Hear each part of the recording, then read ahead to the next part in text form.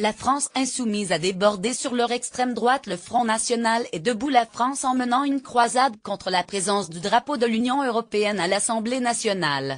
Pas par allergie europhobe, non bien sûr, mais parce que l'emblème européen serait en fait constitué de symboles chrétiens cachés, une sorte de Da Vinci Code le bleu marial, bien sûr, et les 12 étoiles jaunes qui seraient à la fois celles de la couronne ceignant la Vierge Marie évoquée dans l'Apocalypse selon saint Jean ou une référence aux 12 apôtres.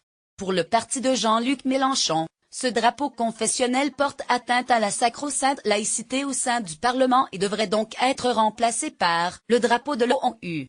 L'extrême droite, ravie de voir la gauche autoproclamée radicale, mener un combat contre ce que Florian Philiot, le purgé du FN, appelle le torchon de l'oligarchie européiste, ont immédiatement soutenu la croisade de Mélenchon.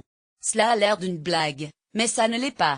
Comme à chaque fois qu'il s'agit de combattre l'Union, on ne se pose pas de questions sur ceux qui partagent vos combats. On l'a vu lors des référendums de 1992 et de 2005 lorsque le Front commun d'unionisme a permis à une partie de la gauche d'établir des convergences sur de nombreux points avec la droite de la droite.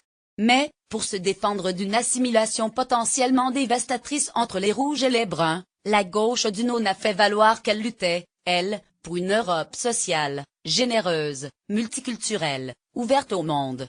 C'est ce mythe construit par les leaders du nom que Mélenchon, en se perdant dans les brumes d'une europhobie complotiste et haineuse, fait voler en éclats.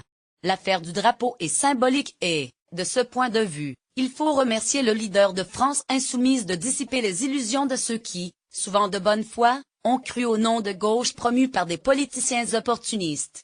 En l'occurrence, il n'y a qu'un nom, profondément anti-européen qui représente un bon tiers de l'électorat français. L'autre Europe de Mélenchon ressemble en réalité furieusement à celle du FN, celle d'un retour pur et simple aux nations souveraines, celle de l'Europe avant l'Union, le tout saupoudré d'une méfiance maladive à l'égard d'une Allemagne forcément impériale. Cette dérive était logique faute de pouvoir espérer obtenir un jour l'unanimité européenne nécessaire pour créer cette Europe rêvée. Mélenchon limite son ambition aux frontières nationales afin d'y créer la république bolivarienne dont il rêve. Les clins d'œil répétés de Mélenchon à l'électorat de l'extrême droite depuis l'entre-deux tours de la présidentielle doivent se lire à cette aune. Rejoignez-nous, nous sommes aussi nationalistes que le FN, aussi social que lui, mais moins sulfureux que lui. Puisque notre nation sera plus ouverte sauf aux Allemands, il y a des limites. Passons sur le fait que les affirmations de Mélenchon et de ses lieutenants sur les origines chrétiennes du drapeau européen ne reposent que sur un témoignage très tardif qui a été démenti par toutes les autres sources. Mais même en imaginant qu'ils contiennent des références chrétiennes, on serait tenté de dire « et alors ?» Toute la culture française et européenne baigne dans la chrétienté, comme le montre le prénom de Mélenchon Jean-Luc, les prénoms de deux apôtres et pas n'importe lesquels. Autant dire que cette croisade, factuellement infondée, est en outre lunaire.